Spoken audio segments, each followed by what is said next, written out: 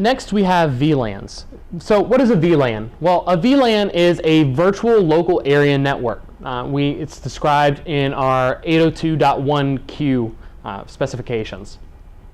So a VLAN allows us to segment a large network, essentially by taking different computers that are connected to switches and saying, okay, we're going to create virtual local area networks with these computers.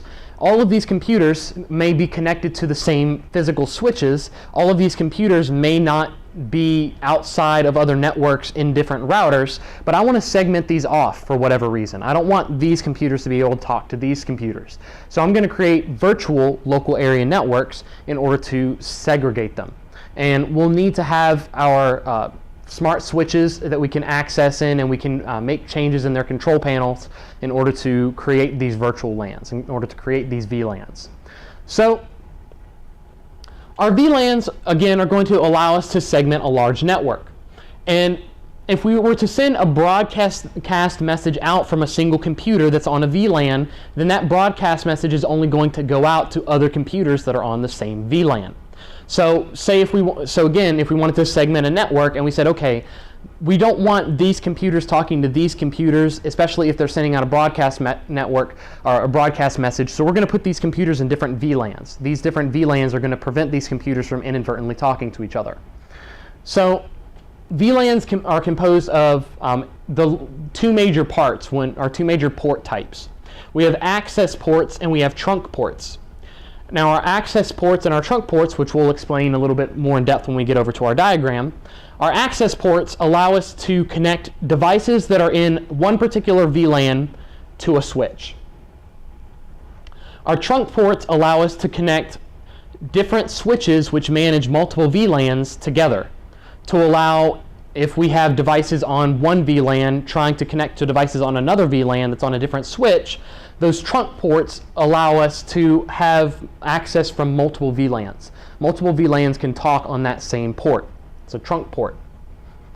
Now, our VLANs filter with different criteria depending on how we set them up and how we configure them. We may just configure them based on which physical port they're plugged into our switch.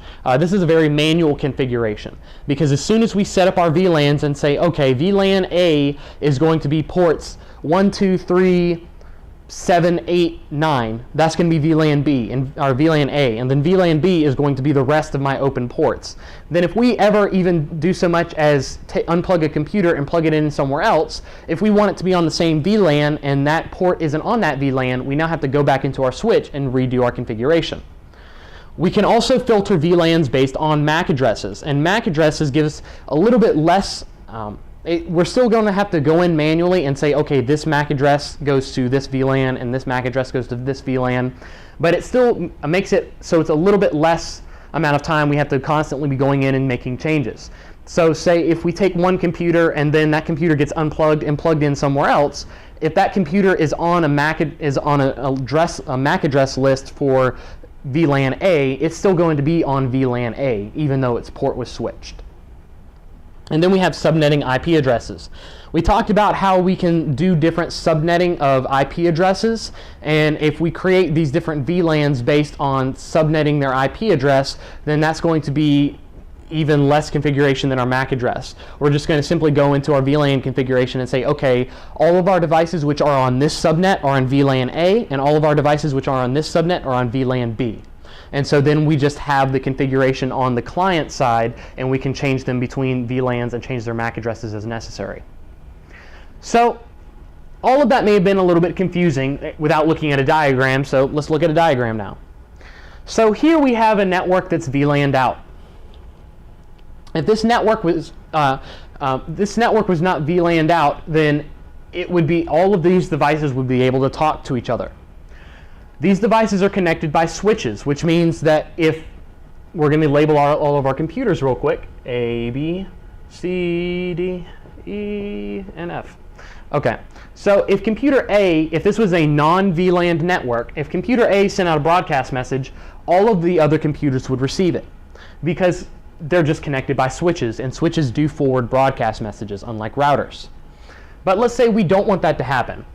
Let's say computers A, C, and E, which I already have color-coded for us, are in the sales department, and computers F, B, and D are in the marketing department. And we need to create two separate VLANs for these two different departments. Or say we have computers A, C, and E are all part of our lab computers, or are all part of our practice computers, our lab student computers. And then computers B, D, and F are all part of our corporate computers, are all computers that our staff connects to. And we don't necessarily want a student to be able to jump on a lab computer and then attempt to attack a staff computer, attack a corporate computer. So we want to VLAN those out to segregate that traffic. So we're going to go on our switches, and on this switch we're going to do port-based configuration. We're going to do port filtering, and we're going to say that our computers that are on port for our first switch over here, our left switch, we're going to say that computers on port 1 and 3 on the switch, on computers on port 1 and 3 are going to be access ports for the blue VLAN, so B VLAN. Now again, these are going to be access ports because they're devices connecting to our switch that are on a VLAN. So ports 1 and 3 on my switch are going to be access ports for the blue VLAN. So now these two blue computers are on the blue VLAN. Port number 2 is going to be a access port for the green VLAN, the G VLAN. Now we move on, and we'll talk about this link over here in just a second. We move on to our right switch, and we say, okay, ports 1 and 3 on my right switch are going to be for the green VLAN, and port 4 is going to be for the blue VLAN. These are two separate switches, so they would have two separate port configuration pages. The left switch, we would have to go in and check the port numbers that we have these computers plugging into and say, okay, this port is going to be on this VLAN, this port is going to be on this VLAN, and so on and so on. So we'd have to do that on the left switch and then do the same configuration on our right switch. And these are all of our access ports. Put an A for access ports, because they are devices on one particular VLAN connecting to our switch.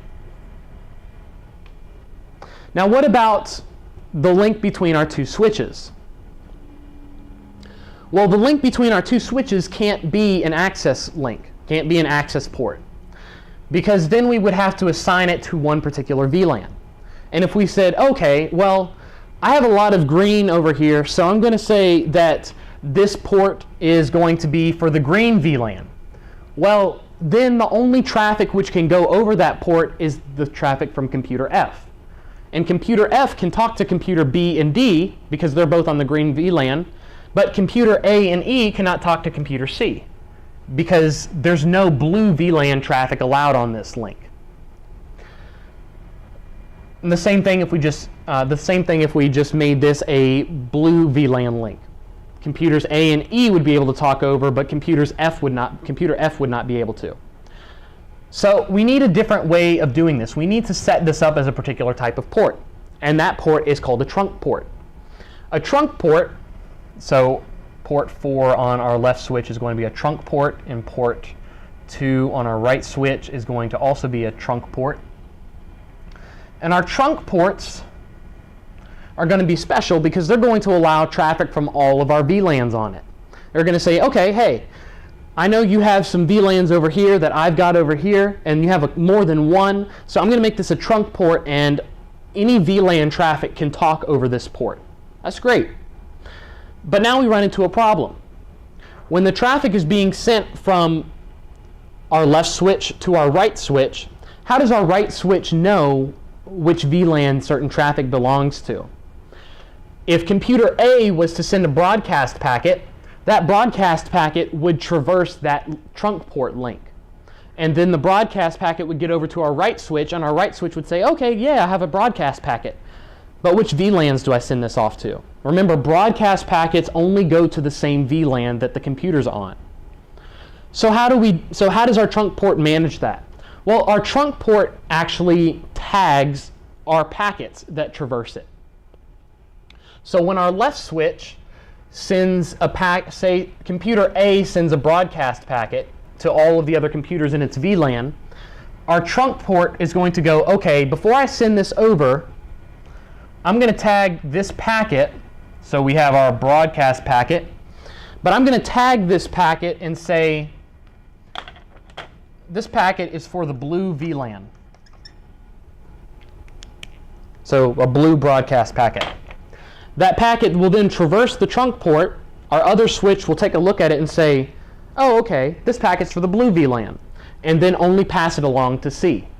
The exact same scenario if we had a green VLAN broadcast packet. So just because computers are in a VLAN does not mean that our computers send their packets any differently. The clients on a VLAN do not modify how they're sending traffic. They don't modify their packets. They don't say, okay, I'm on the blue VLAN. I'm only going to send and address broadcast packets to these computers. That's not how they work. All the configuration is going to be on our switch side. Our switches are going to be receiving that data and are going to be taking it and saying, okay, this computer or this port is on this particular VLAN, so I'm going to only send it to computers on this VLAN. So now we see why we call them VLANs. We call them virtual local area networks. A local area network is a single network that can talk to each other without having to have information routed anywhere. So computers A, E, and C can all talk to each other. Hypothetically, this entire diagram is one single local area network, but we're breaking it up into two virtual local area networks. So in the virtual sense, in our hypothetical network topology of our different VLANs, if we configure our switches properly and we configure our VLAN properly, to computer A, computers F, D, and B do not exist. Computers A, E, and C cannot see those computers. So virtually speaking, they're on their own local area network. So that's why we call them VLANs. That's why we call them virtual local area networks. That's how they help us to segment large networks into smaller subnetworks, into smaller virtual local area networks. And we can take our broadcast packets and we can segment them up. And that's what our access ports do. They connect our devices to our switch, our devices on particular VLANs to our switches. And that's what our trunk ports do. They allow different switches which manage multiple VLANs to connect together and pass traffic from different VLANs on that trunk port.